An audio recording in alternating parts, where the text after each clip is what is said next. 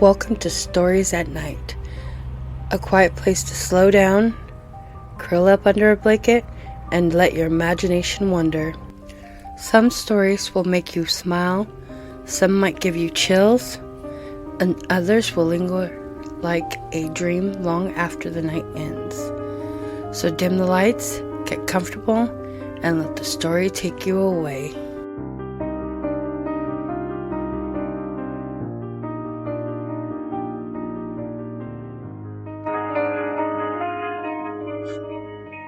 The Body in the Alley. The rain didn't fall so much as it knifed sideways, stinging Rowan's face as he ducked under the flickering street lamp. Ninth and Elder, one of the worst alleyways in the South District. Dispatch had promised a body. They hadn't mentioned the rest. A uniform stepped aside, pallid under the buzzing white light. Detective Hale, scene's just inside. Just inside meant the narrow strip of asphalt wedged between a boarded-up deli and the skeletal remains of a laundromat that had been burned down last year. The alley smelled of gasoline, old garbage, and something coppery and fresh. Rowan crouched. The victim was a woman in her mid-20s, dark hair soaked by the rain, face pale, lips slightly parted like she'd been about to say something.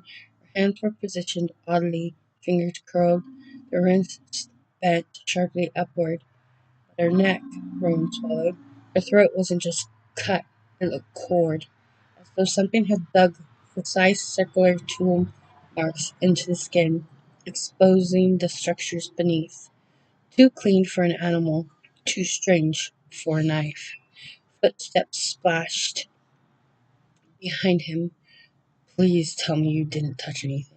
Rowan didn't need to look up. Evening, Tessa. Tessa Ward, the department's best forensic mind and least patient human, ducked under the tape with a waterproof tablet. Her blonde hair was pulled into a tight knot, but the humidity had already summoned some rebellious strands. Move, she ordered. Rowan sidestepped. Tessa knelt, eyes sweeping the body with unsettling calm. The throat laceration isn't a slice, it's cylindrical. Tapped the screen. Something drilled. Not a power tool. Too delicate. Almost surgical. Surgical how? Rowan asked. Like someone used a coring instrument instead of intended for soft tissue, she said. Handheld, she paused. Well, why here? In an alley. Too controlled. Rowan's jaw flexed. Message? Tessa's eyes flickered up. Nothing about this screams message. It screams mythology. Words chilled him. Mythology meant repeatable. Repeatable meant someone who'd likely do it again. Tessa leaned closer to the wound. See this? Clean edges but slight abrasions? She raised an eyebrow. Whoever did this had a steady hand but rushed the extraction. Extraction, Rowan repeated. Of what? Tessa's lips thin. We'll know when we open her up. Help me find her ID. Rowan searched the pockets. Nothing but a soaked bus ticket, looping handwriting on the back. 8:30 p.m. Meet Jay. Don't be late. Great, Rowan muttered. One's initials. Tessa stood, rain dripping from her gloves. This isn't random. Not with that wound. The uniform jogged over. Detective, you're gonna want to see this. Rowan followed him around the dumpster. More rain, more alley. But this time, something else. A symbol, chalked onto the brick wall. It looked like a circle with 3 lines radiating downward, like a child's drawing of a sun flipped upside down. Tessa leaned in. That's not random graffiti. Rowan stared. You think our killer left it? Tessa exhaled. No tagging crew uses geometry this clean. The rain hissed harder. Rowan looked at the body again, then at the symbol, and something in his gut twisted. He knew. Tonight was only the beginning. The morgue was freezing. It always was. Tessa preferred it that way. bodies decayed slowly, and so did her patience. Rowan stood across the table, arms crossed, watching Tessa make the Y incision with clinical precision. He tried not to think about how familiar it all felt. The cold room, the middle table, the hum of the fluorescent light. You're quiet, Tessa said without looking up. Rowan grunted, thinking. You always say that when you're brooding. Don't brood. You absolutely brood. Rowan ignored her, eyes fixed on the strange circular wound. Now that the surrounding tissue was pulled back, he can see how deep it went. A perfect tunnel carved through muscle and cartilage. What was removed? Rowan asked. Tessa didn't hesitate. The larynx. Rowan stiffened. Someone stole her voice box? Not someone. Tessa lifted a delicate piece of tissue with forceps. Someone skilled. She placed it in the specimen tray. The cold morgue seemed to shrink round them. Why would someone want the voice box? Rose asked. Or search? Black market transplant? You don't remove it like this for a transplant, Tessa said. Too messy, too imprecise. What then? Tessa's eyes narrowed. Collection? Rowan felt something curdle in his stomach. Rowan, Tessa said suddenly. He looked up. Tessa pointed with one bloodied glove at a faint marking inside the wound track. He leaned in. Inside the carved channel were three tiny vertical cuts. Clean, deliberate. 3 lines, Rowan remembered. Same pattern as the symbol on the wall. Tessa nodded slowly. Killer Science's work in the wound. Rowan exhaled through his teeth. So the chalk symbol wasn't a coincidence. Nope, Tessa said. It was confirmation. Rowan stepped back, rubbing his jaw. Any idea yet? Tessa nodded toward the evidence tray. Name's Dana Klein, 26. Lives in Southcrest Towers. Works at a print shop. Any criminal history? None. Rowan sighed. So why her? Tessa removed her gloves. Find the person she was meeting. Jay, that's your lead. Rowan was already heading for the door. I'll pull security from the bus station. You finish up. Tessa smirked. I always finish up. He almost smiled. Almost. Diana's apartment was on the 6th floor of a building that smelled like old carpet and air freshener. Rowan flashed his badge to the landlord, a man who looked like he'd rather be anywhere else, and made his way upstairs. Hallway lights flickered. Rowan hated flickering lights. Dana's door was slightly ajar. His pulse spiked. Weapon drawn, he nudged it open. The living room was small, neat, but disturbed. Doors pulled open, cushions overturned, lamp knocked over. Someone had searched the place. Hard. Tessa, he whispered in his radio, we've got a break-in at the victim's residence. Get a crime team here ASAP. He moved through the apartment, careful not to disturb anything. A photo frame lay shattered on the kitchen floor. He picked it up. Dana and a brunette friend, arm linked, smiling at the street fair. On the back, a name, Lydia. Pocketed the photo. Then something caught his eye. A laptop on the table, still open, screen glowing. Rowan approached cautiously. The browser showed an email draft. Jay Mercer. Subject. I found something. We need to talk. Tonight, 8:30. It's worse than I thought. Don't let them. The message ended mid-sentence. Rowan's skin prickled. Footsteps sounded behind him. He spun, getting raised. Tessa froze in the doorway.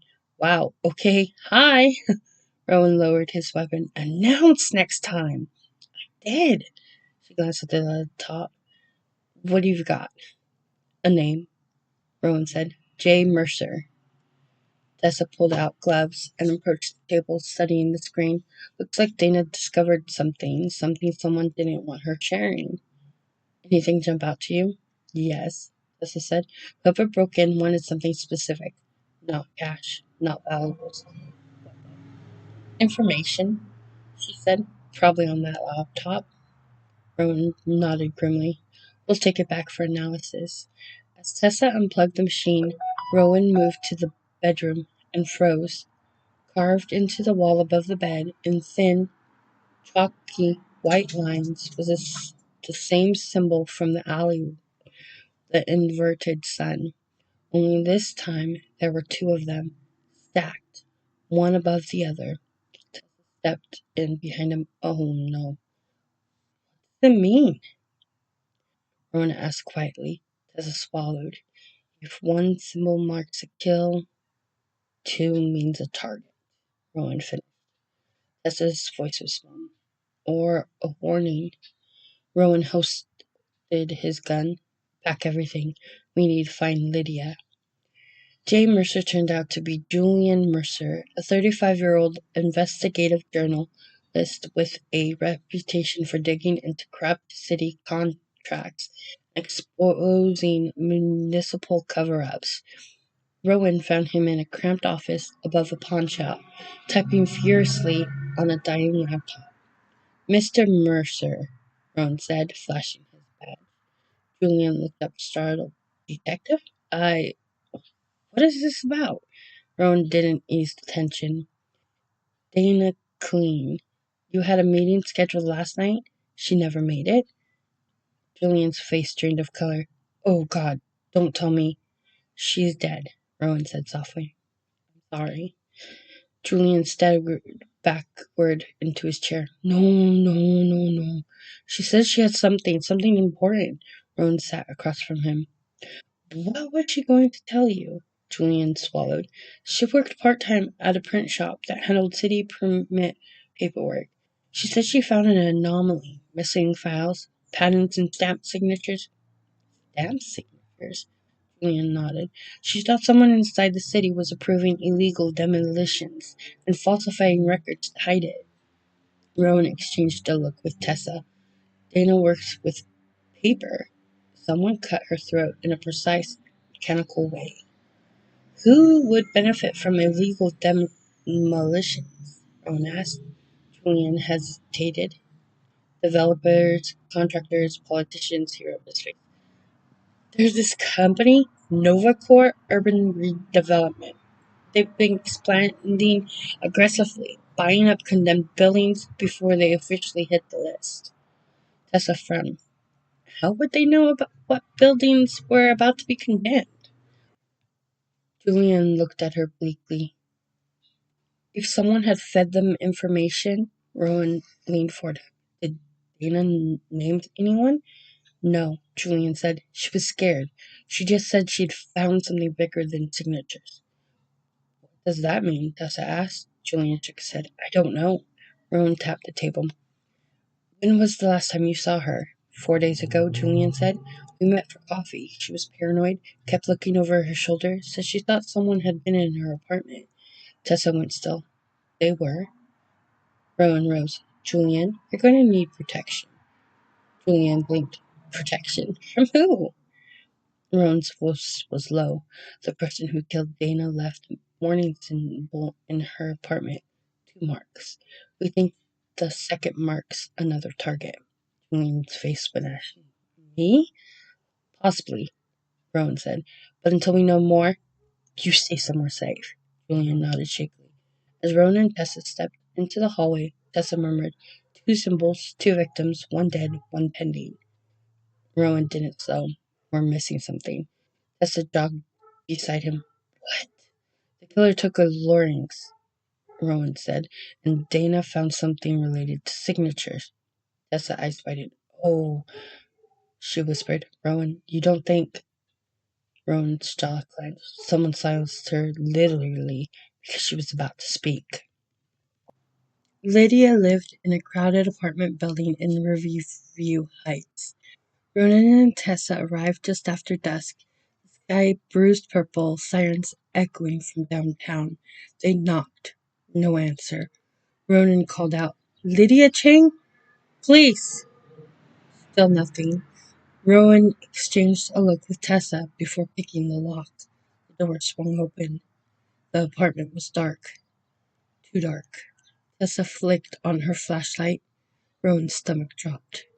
The living room was ransacked, furniture overturned, a glass table smashed, and on the far wall, the symbol. 3 symbols, stacked vertically like tally marks. Tessa whispered, 3. Jesus. Ronan scanned the room. Lydia? Lydia? It's Ronan Hale with major crimes! A faint sign, whimpering. Ronan followed it to the bedroom door. He pushed it open slowly. Lydia sat curled in the corner of the room, arms wrapped around her knees, shaking violently. Tears streamed down her face. Ronan approached carefully. Lydia, you're safe. We're here to help. She flinched at his voice. Tessa knelt beside her, lowering her flashlight. Hey, you're okay. We're not going to hurt you. Lydia's voice trembled. He was here. Who? Ronan asked. She covered her mouth. The man with the mask. Tessa's breath hitched. Mask? Lydia nodded frantically. White, featureless, no eyes, no mouth, just smooth. And he made this high clicking sound over and over. Ronan's pulse hammered. What did he want? He asked gently. Lydia swallowed. He kept asking where Dana was. I told him I didn't know. He didn't believe me. Her hand shook uncontrollably. He touched my throat. Tessa's eyes widened. Lydia continued in a broken whisper. He said something about voices that she had when he needed, but mine wasn't right. Tessa froze. Ronan leaned forward, heart pounding. Lydia, did he say anything else? She nodded slowly. He said there were more voices hidden, and he would carve them out one by one. Ronan felt ice spread through his chest. Tessa whispered, He's not just killing. He's harvesting. Lydia looked up, fear shining in her eyes. Detective, he's coming back? Not tonight, Ronan said firmly. We're taking you somewhere safe. They guided Lydia out. Ronan glanced back at the 3 marked symbol on the wall. 3 victims, but only 1 confirmed dead. For now. Back at the precinct, Tessa spread documents across the evidence table, where Ronan paced. Dana worked with city permits, Tessa said. She found anomalies, missing files, falsified signatures. Someone was pre-selecting buildings for demolition before they officially failed inspection. Ronan rubbed the back of his neck. And Dana found proof. And someone wanted to shut her up, Tessa finished. But the larynx, Ronan began. Tessa held up a surgical diagram. A human larynx contains the vocal folds and surrounding cartilage. Without it, you literally cannot produce a voiced sound. Ronan frowned. So the killer is what? Taking their little voices? Tessa hesitated. Unless Ronan stopped pacing. Unless what? Tessa lifted a fat metal tool from her case. This was removed in the alley, partially wiped, but not completely. Ronan leaned in. What is it? A manual coring instrument, Tessa said. Medical grade, but modified. For what? For collecting soft tissue samples. Ronan exhaled. Sampling? Why? Tessa tapped the diagram. If you wanted to mimic or reproduce someone's voice, the vocal fold tissue contains structural patterns unique to each person. Removing it, harvesting it, could be part of some grotesque experiment. Ronan felt sick. Experiment to do what? This expression darkened. Distill their voice. Ronan blinked. Like digitally? No, Tessa said softly. Physically. A chill ran down Ronan's spine. Let's assume the killer works in medicine or biotechnology, Tessa said, or is connected to whoever falsifying city records. Maybe Dana discovered something about a contract or medical supply chain, or Ronan froze. Or a clinic, he said. Tessa turned slowly. Rowan? Rowan grabbed the city map from the table. Look, He circled 3 condemned buildings. These were all illegally approved for demolition, and all 3 are within a block of one facility. Tessa stared. The Orphan Institute of Vocal Studies.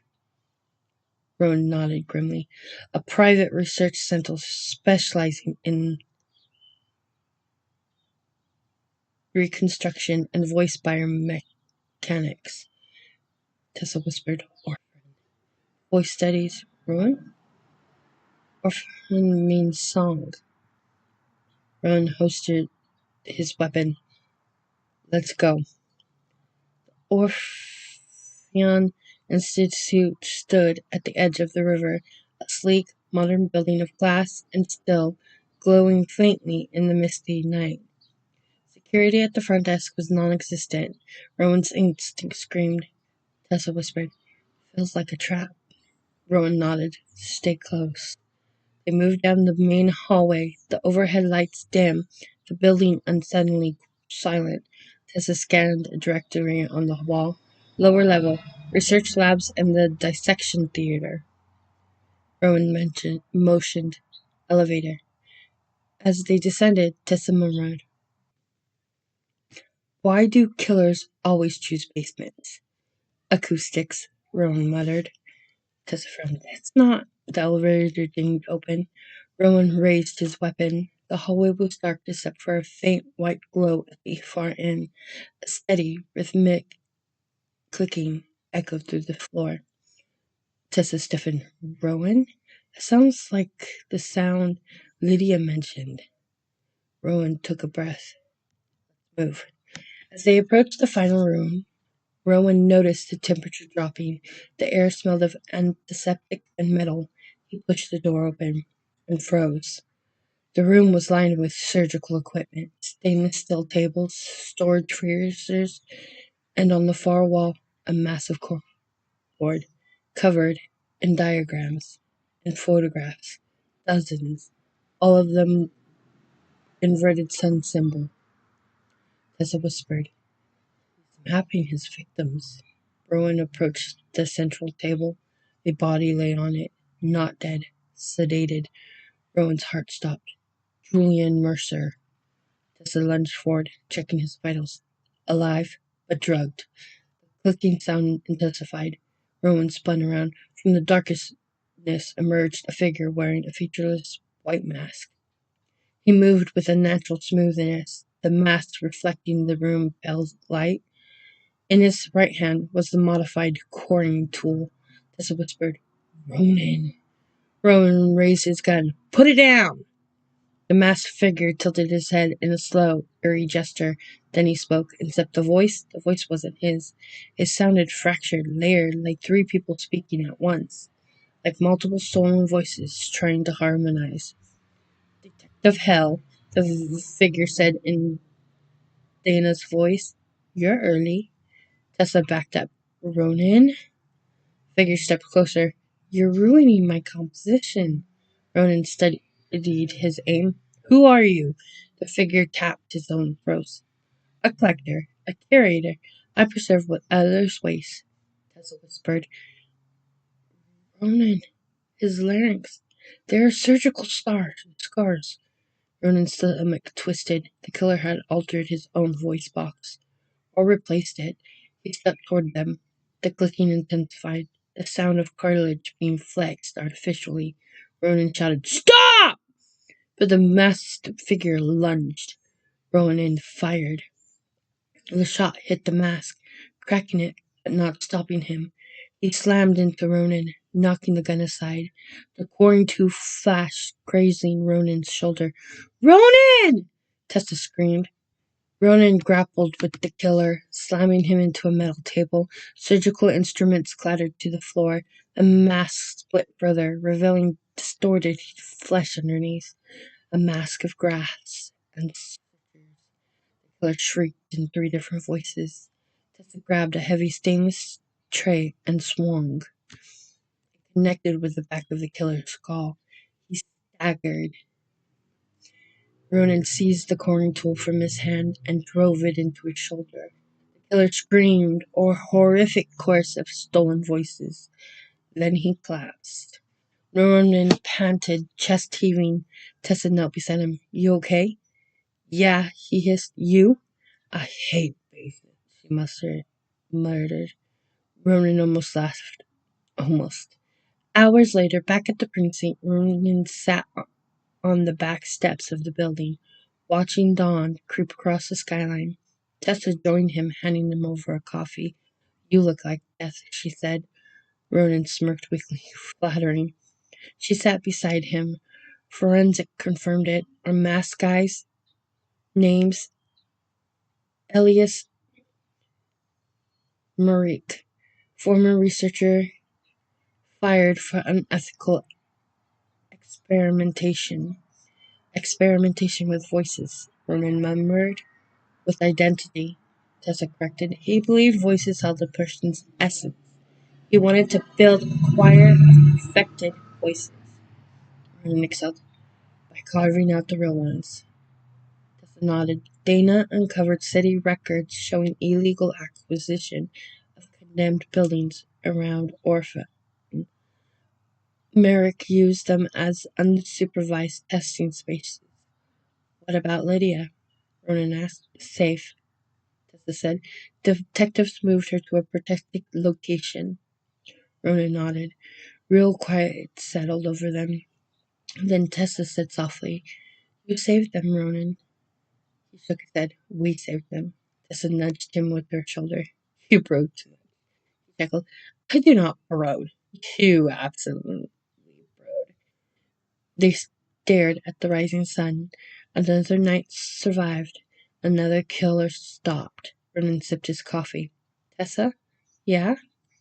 Next time we get a case involving a mass psychopath stealing people's larynxes to build a voice choir? No. Ronan cracked a tired smile. No what? No next time, Tessa said. We're not doing this again. He leaned back against the concrete railing. Still. But he knew better. In this city, there was always a next time, and he and Tessa would be there, together.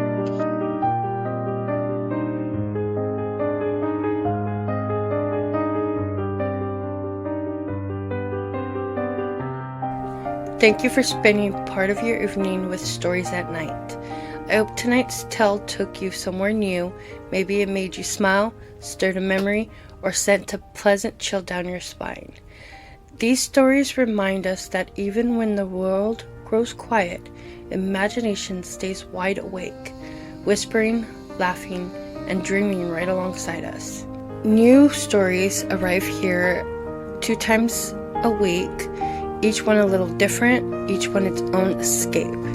So when you're ready to unwind again, come back, get cozy, and let the next story take you away.